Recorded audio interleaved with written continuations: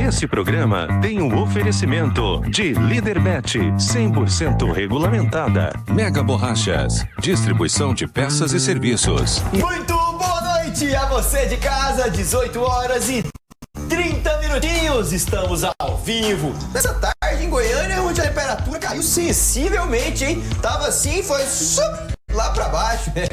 Agora é hora daquela sopinha, chegar em casa, aquela comidinha, uma ducha e se preparar para receber informação do programa Placar Esportivo, certo? Então sejam muito bem-vindos, estamos no ar ao vivo, 18 horas 31 minutinhos desta quarta-feira, única, porque estamos juntos com ele, a Deus, no qual quero agradecer, antes de qualquer conteúdo que entre nos nossos estúdios, apresentar os nossos convidados, você aí tem que ter também a sintonia, a energia de Deus nos nossos corações. Vamos juntos, hein? O programa nosso Placar Esportivo está há 5 anos no ar, com a graça dele, então pedimos sabedoria, entendimento, muito alto astral e alegria para poder chegar até a sua residência agora, nesse momento de frio, e você vai estar aí podendo receber informação e bom conteúdo, que é isso que nós preparamos. O nosso programa é transmitido no site do placaresportivo.tv.br, uma plataforma no qual você pode ter acesso diariamente, também através da 584 na Sky, para um Brasil inteiro de audiência,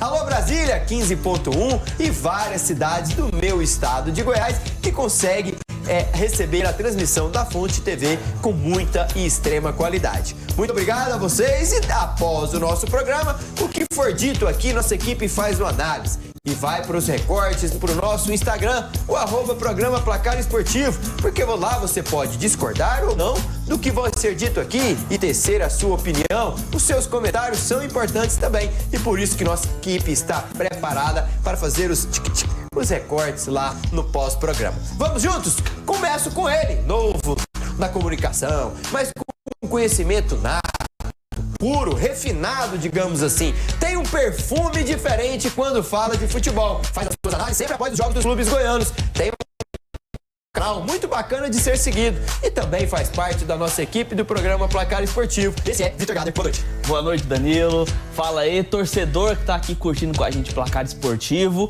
E hoje eu vou ter que falar do meu Dragão. Gostaria de falar coisas positivas, mas certamente vai gerar muitos recortes pro nosso programa Placar Esportivo aqui também, mas também tem aí Libertadores, Sul-Americana e falar de futebol em geral e, claro, trocar ideia com esses caras maravilhosos que fazem companhia pra gente. Então, fica aí, vem curtir aqui a nossa análise.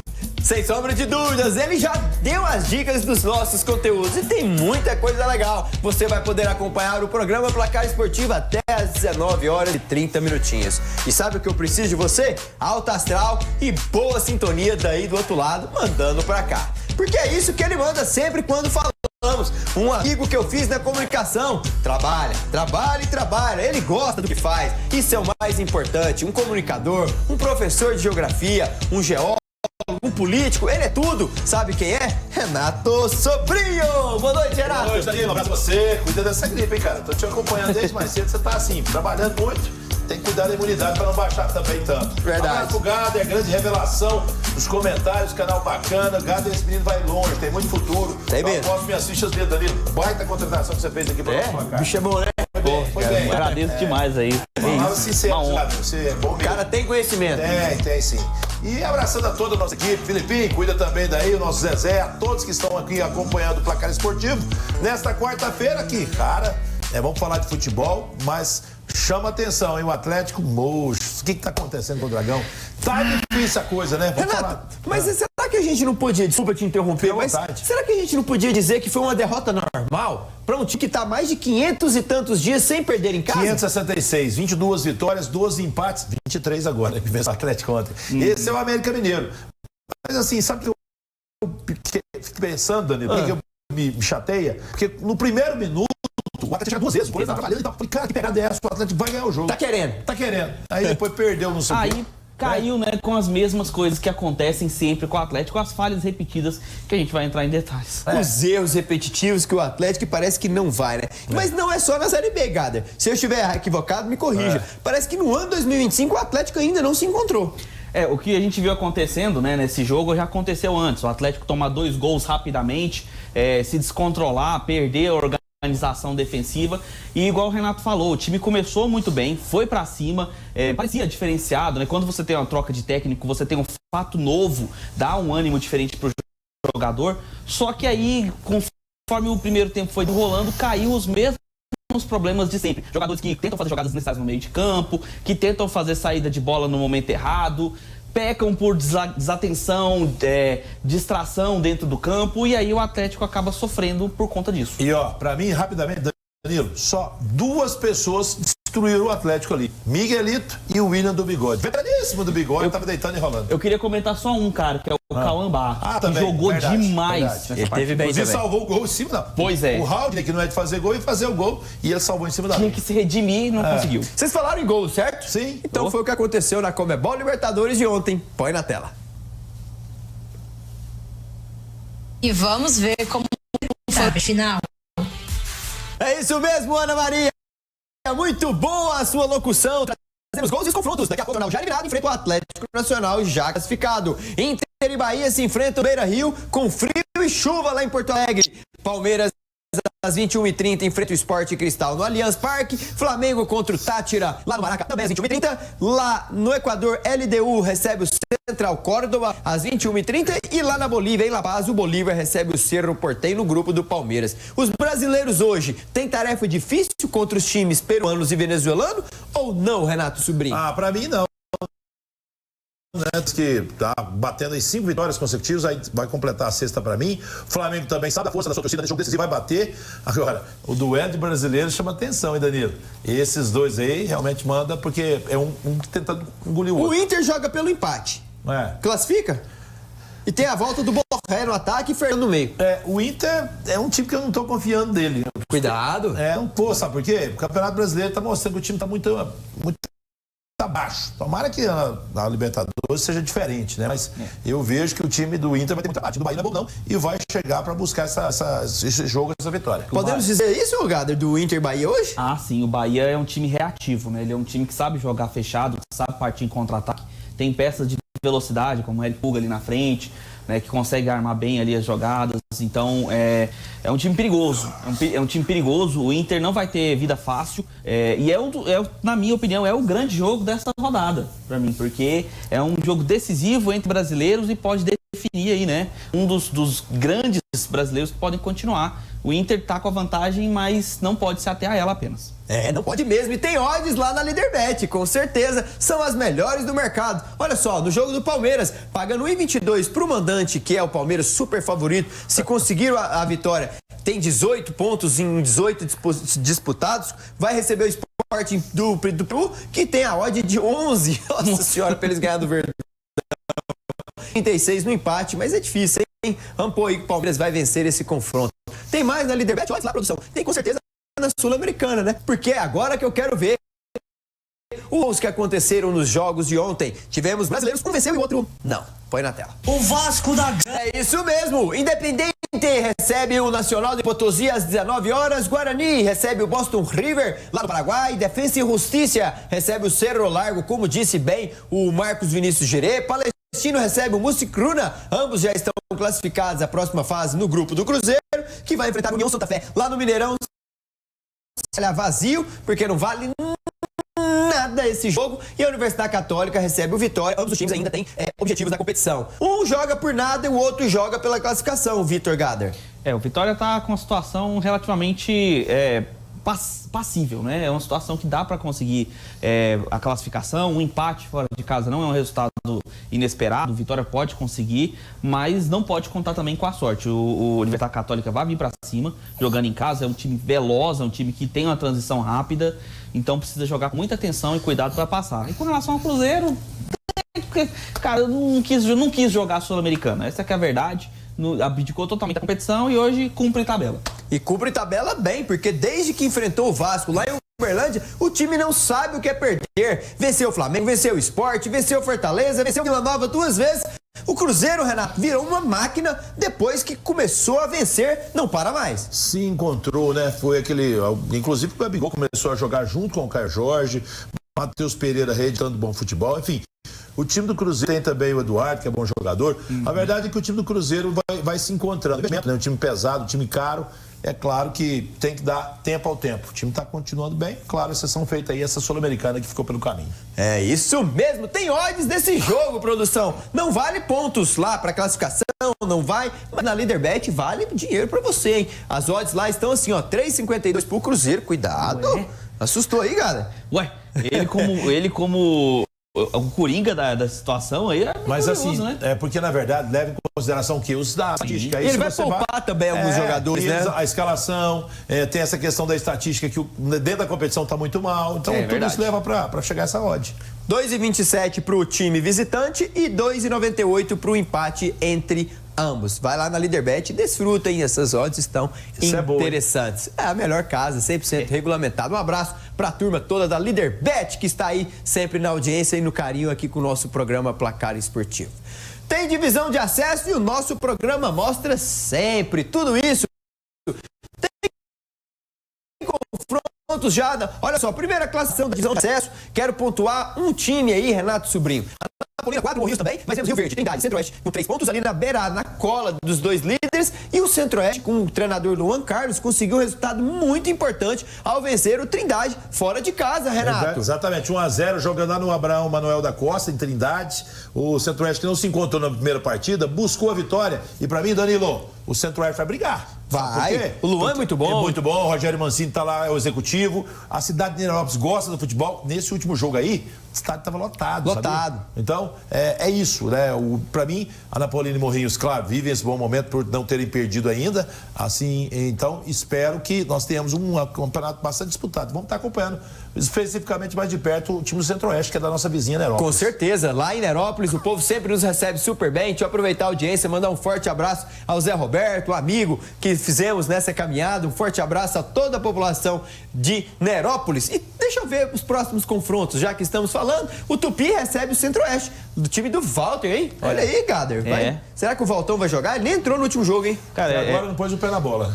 É muito surpreendente realmente o trabalho que é feito no Centro-Oeste. Me lembra muito o que faz no Abecate, né? Exato. Vem feito no Abecate, então é um trabalho que certamente vai colher frutos cedo. Com certeza, o Centro-Oeste visita o Tupi, depois o Iporá recebe o Morrinhos, Rio Verde, o Grêmio Anápolis, e esse jogo do Trindade e Napolina mudou. Era domingo às 18h30, agora é segunda às 21h30.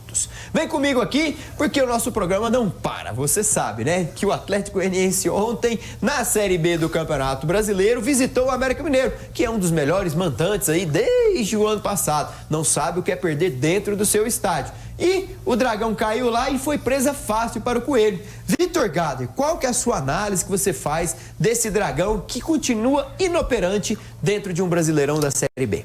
Cara, é um começo muito complicado pro Dragão. O jogo de ontem mostrou algumas coisas positivas que já devem estar vindo do trabalho do Fábio Matias, mas também mostrou velhas coisas negativas que já vem acontecendo no Dragão há muito tempo. E nós pagamos o preço de alguns problemas que não foram corrigidos, como saídas de bola precipitadas, meio de campo muito espaçado, um time com desorganização na recomposição defensiva.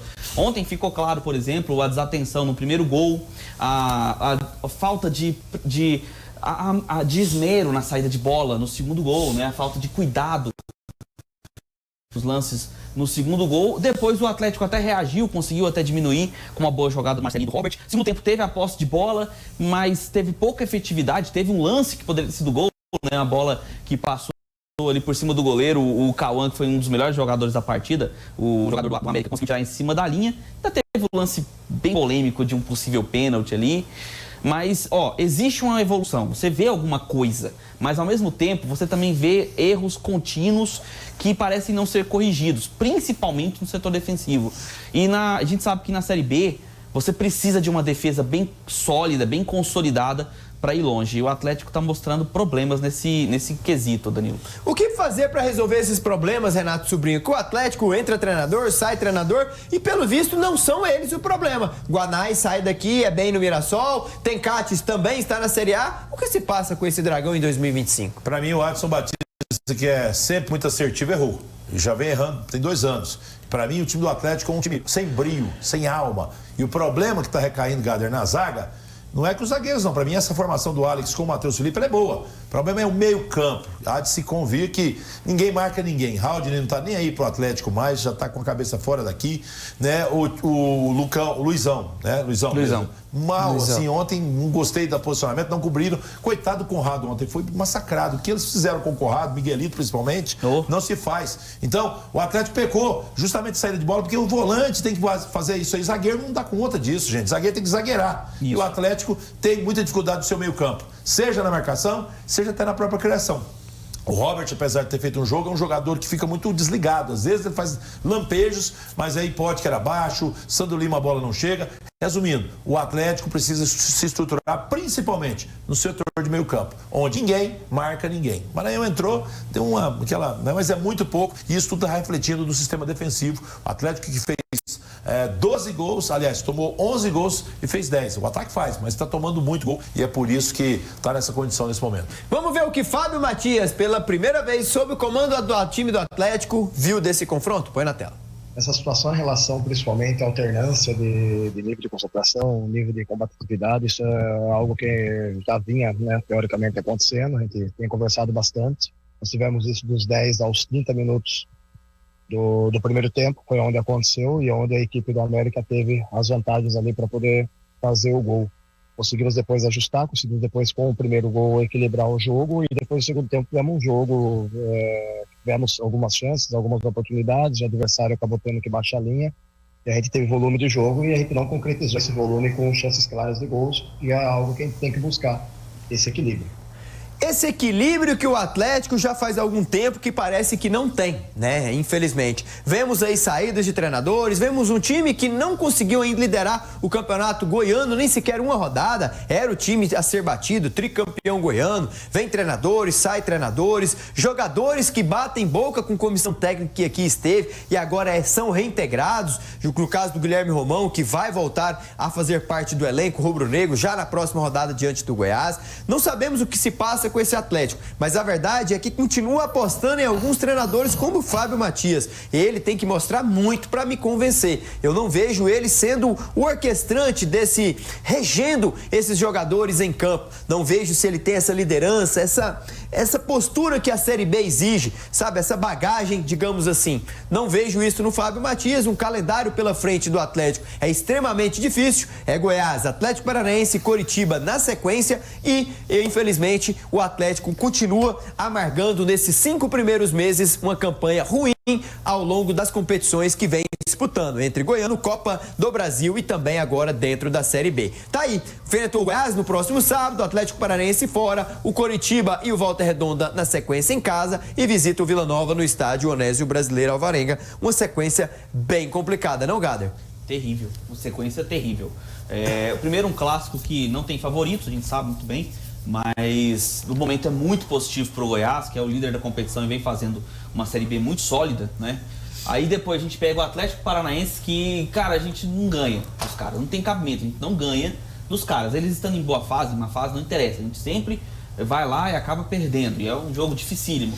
Depois dos jogos em casa, o Volta Redonda talvez seja um jogo que o Atlético consiga um resultado ali, né? Consiga fazer alguma resultado positivo, mas o Curitiba também vem em um momento positivo agora, vem de 2 vitórias, time que já está se reerguendo na competição, também faz parte do G4, e depois outro clássico contra o Vila e lá no Oba, onde o Vila é um time guerreiro demais, ganha os jogos sempre que joga lá.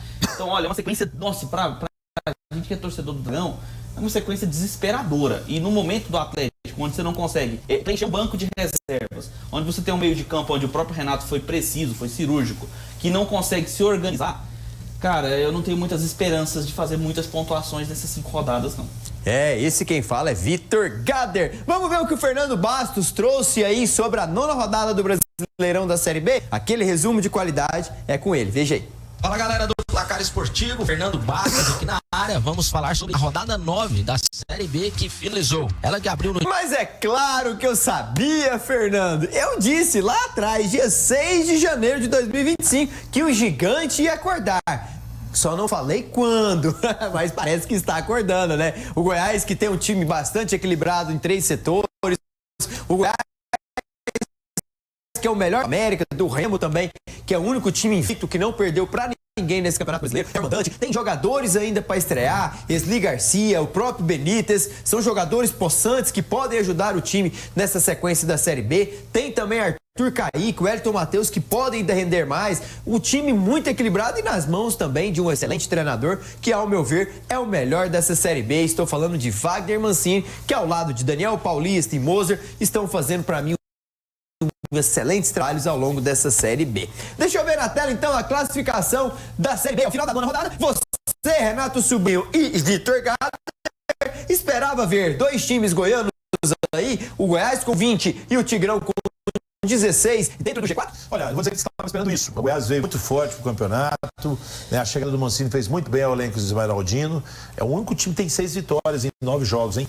6 vitórias. Então, o Goiás é um critério de desempate interessante. O Vila vem jogando muito bem dentro de casa, fora de casa é uma negação, né? Conseguiu uma vitória contra o Atlético.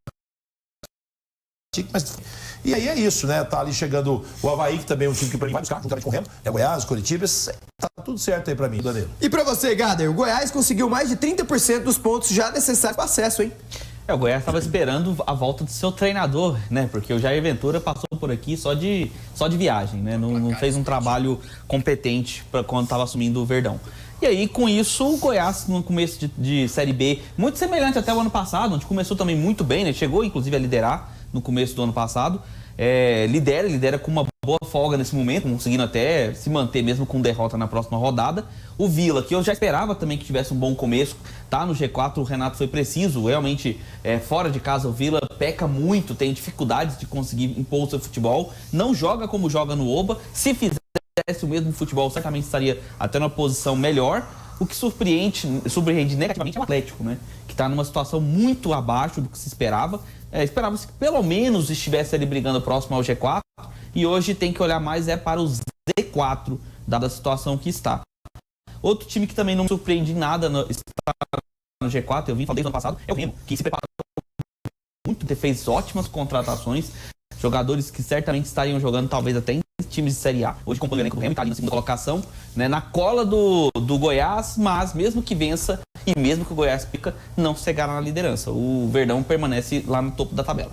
Falando em Goiás, Juninho, que está retomando o seu bom futebol, falou com a nossa equipe. Veja aí. Eu acho não. Eu tenho certeza que a nossa performance ela está abaixo daquilo que a gente pode produzir. Eu sei que a gente tem conseguido os resultados, né? Os resultados, se a gente continuar dessa forma, vai conseguir os objetivos, lógico. Só que a nossa performance ela está muito ainda abaixo da que o nosso grupo pode, né? Acho que a gente pode melhorar muita coisa ainda, melhorar a nossa pressão na bola, né? A nossa criação também de jogadas, a nossa também. Então tudo isso, acho que a gente pode, pelos resultados positivos, achar que está tudo bom, né? Eu acho que quando você chega no nível que está bom, costuma ficar acomodado e ele te impede de chegar talvez em algo melhor, em algo mais perfeito, né? Que o bom ele nos deixa relaxado, né? Então aqui a gente também tem uma comissão técnica, né? Liderada aí pelo Mancini, que nos cobra diariamente. Por isso, sempre a gente está aqui discutindo aí os nossos jogos, vendo os lances que a gente pode melhorar. Então por isso que eu falo sempre ali que a gente ainda tem muita margem para crescer, para melhorar. Temos conseguido os resultados, lógico que é ótimo para a equipe, que traz confiança. Traz confiança e é o que o Juninho está respirando. Um jogador que chegou aqui de forma tímida, não conseguiu jogar nas mãos do Jair, mas agora nas mãos do Mancini, meninos, está rendendo e bem, não? Joga bem, né? Numa posição muito confortável agora, onde ele já jogava na América, sendo um volante que sai para o jogo, que aparece vindo de trás, finaliza da entrada da área, né? Participa até da criação nas pontas. Um jogador que sempre teve qualidade, já é um veterano, mas tem muita experiência, sabe se posicionar em campo. E aí encontrou um bom posicionamento ali naquele meio, né? Que vem trabalhando muito bem essa transição ali. Como ele mesmo falou, Danilo, realmente há uma leve queda de rendimento, mas pelo menos os resultados estão acontecendo. Porque o Goiás, mesmo quando não consegue desempenhar um bom futebol, pelo menos continua sendo um time ofensivo, um time que sobe para o ataque, que cruza muitas bolas na área, que permanece próximo da área adversária e com isso os gols acontecem. os gols acontecem mesmo, porque o Goiás é o melhor mandante e o melhor visitante, Renato. Praticamente, já podemos dizer que o Goiás, uma dessas vagas é dele? Ele está caminhando para isso, está construindo um trabalho muito sólido e tem muito a ver com o Mancini. Claro, você estava citando, eu estava vendo, e não por acaso, Danilo, além de... São dois fatores importantes para que o time chegue numa competição como essa, que é a regularidade. Primeiro, ter um time competitivo. O Goiás tem, o Remo também tem, o Coritiba tem. E eles, todos esses três que eu estou falando, eles têm bons treinadores. A diferença é essa. O treinador, ele não ganha só o jogo, ele pode ganhar um campeonato. Por quê? Porque às vezes o treinador não joga, às vezes não, ele não joga, ele não marca gol, não defende, mas ele arma estratégia, ele cria condições para que a sua equipe possa render. E o bom treinador, ele faz a diferença num campeonato onde é muito equilibrado. Então, parabéns a esses times, principalmente ao Goiás, que está fazendo um baita de um trabalho, dado principalmente a um treinador. Pegou o mesmo elenco praticamente que o seu antecessor e está fazendo um rendimento muito superior àquilo que aqui estava.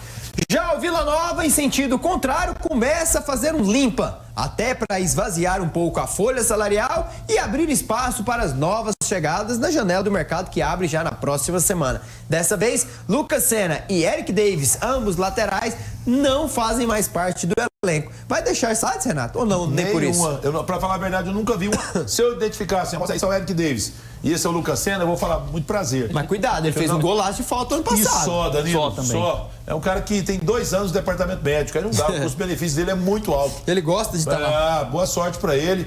E o Vila, aí ó, quer saber? Tem mais. Se quiser limpar, pode fazer. E tem mais uns 2 ou 3 aí que estão fazendo hora extra. Juan Ribeiro, Bruno Mendes e outros mais. Você pontuaria quem, além de Eric Davis e Lucas Senna, Gada? Certamente o Diego Torres. O Diego Torres não tem me agradado. É um jogador que quando entra ele mais prejudica do que ajuda no meio de campo. Lento, com as escolhas de passe dele me causam certa curiosidade, porque muitas vezes ele tem jogadores com liberdade para receber o passe, ele prefere voltar o jogo no meio do campo e prejudica, né, o Vila, porque afinal de contas é um jogador que entra para poder às vezes ser aquele meia de criação e acaba ou sendo prejudicado por um posicionamento que ele mesmo opta e acaba sendo errado, ou toma decisões bem questionáveis, como foi o golpe que ele acabou disputando no último jogo contra o Cuiabá. Luta de Street Fighter. E detalhe, pra mim o Diego Torres, se não estiver enganado, é um dos maiores salários do Vila Nova. E pra mim, o que ele joga até agora também, tá devendo e muito. Aliás, eu não ficaria com ele. Então põe na tela os próximos confrontos do Tigrão, produção. Contra o Grêmio Novo Horizontino na sexta, depois na próxima segunda visita o Criciúma lá no Heriberto Rio, se fora de casa, recebe o América no Oba, visita o Amazonas em Manaus e faz o clássico diante do Atlético. São os próximos 5 jogos do Tigrão. O que esperar aí, Renato? Olha, e por incrível que pareça, esse recorte é bom pro Vila. Sabe por quê? Mais fácil que o do Atlético? Muito mais. Cuidado. Nem compara. Primeiro, o Novo Horizontino é um time que, diante do Oba, ele não é um time de nossa unidade. Então, pra mim, o Vila vai bater. O Criciúma, o Vila, historicamente, nunca bate lá, nenhum dos nossos times. Mas, nesse momento, o Criciúma não ganha de ninguém. Se o time tiver personalidade, um pouquinho de ousadia, pra mim, consegue pontuar lá. Contra o América, é a mesma coisa, pra mim, jogando o Oba, Vila forte. O Amazonas, lembre-se, o ano passado, uns poucos jogos que o Vila venceu, fora de casa, por isso não subiu, porque não vence fora, foi esse Amazonas. De repente, pode ser a mesma, porque o Amazonas está lá embaixo. E o Clássico, bom, o Clássico é um jogo imprevisível. Porém, dentro do Oba, o Vila é mais forte. Pra mim, o Vila é favorito diante do Atlético. Então tá aí. Você também comunga da mesma opinião, cara? Eu sigo o relator, viu? São momentos que o Vila pode aproveitar para conseguir pontos fora de casa. O Criciúma, realmente, existe um histórico bem ruim, né? Diante do Criciúma lá. Mas o momento do Criciúma é péssimo. A montagem de elenco lá foi bem mal feita.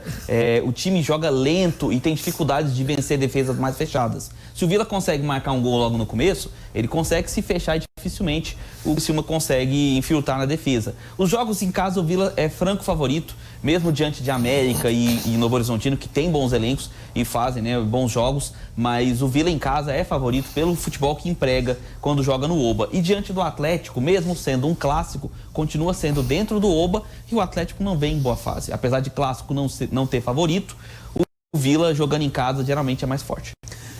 E já que o mercado está na proximidade de ser aberto, nossa equipe sempre está trazendo as impossíveis mexidas dos clubes europeus e também daqui do Brasil. Mercado da bola para você. E vamos Isso mesmo. Muito obrigado, Ana Maria, por trazer as negociações do mercado da bola. Lamine Yamal, Rafinha, agora o goleiro também. O Barcelona segue firme nas renovações para a próxima temporada. Lembrando que dia 30 agora, no próximo sábado, vamos trazer uma matéria especial antes desse grande duelo entre Paris Saint-Germain e a Internazionale de Milão, que vale pela grande decisão da Champions League da Europa lá em Munique, no Allianz Arena. Vamos para o rápido intervalo, meninos, beber uma aguinha daqui 2 minutos. Pode marcar aí, hein? Nós estaremos de volta com muito mais para você. Até já.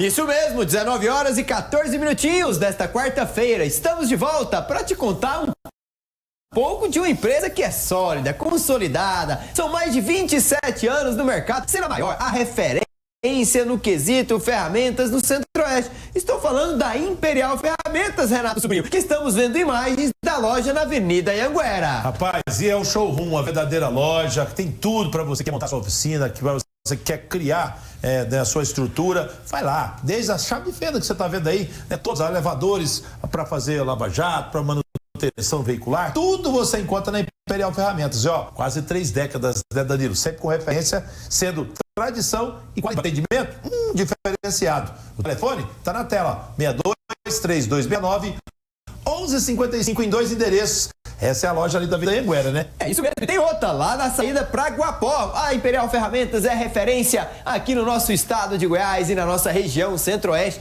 E detalhe, viu? É a única representante autorizada SATA aqui na nossa região de Centro-Oeste. Parabéns ao Lucas, a toda a equipe que sempre nos recebeu super bem. E ter a Imperial Ferramentas aqui significa muito para o nosso programa Placar Esportivo. Muito obrigado, Lucas. Vamos com o oferecimento da Imperial Ferramentas viajarmos juntos a um time que está voando baixo. Lá em Indianápolis, os Pacers atropelou o Knicks e está a uma vitória da grande decisão da NBA. Bruna, é contigo. Muito boa noite para você ligado aqui no Placar Esportivo. Eu, Bruna Medeiros, estou aqui para trazer um resumo do jogo entre Pacers e Knicks, que sacramentou a 3ª vitória, né, do Pacers na série. Agora está 3-1 e estaremos ansiosos para saber o que você vai nos mostrar e contar desse jogo lá na Paycom Center, em Oklahoma. O confronto entre o Thunder contra os Timberwolves. Em caso de triunfo, o time de Shai, o canadense que é o MVP da temporada da NBA, está voando baixo. E o time de Anthony Edwards tem que vencer ou vencer se quer forçar o jogo número 6. Para você, Renato Sobrinho e Gader, OKC com um pezinho na final para enfrentar os Pacers, talvez? Para mim, tá desenhando esse cenário aí, Danilo. O OKC muito bem, né? Com um trabalho diferenciado canadense, não é isso? E o Pacers tem mostrado, né? Do outro lado, quão importante é um time que tem organização e um trabalho fantástico. Vem voando realmente para conseguir chegar nessa grande finalíssima da NBA. É isso mesmo, a NBA, galera, você acompanha, você gosta? Cara, eu assisto uma vez ou outra, não é muito não, mas eu vim acompanhando alguns jogos ali, vi realmente o OKC fazendo uma temporada bem equilibrada, né, nessa temporada, deve chegar realmente à final, desenha-se bastante para pegar o Pacers aí, né, nessa finalista.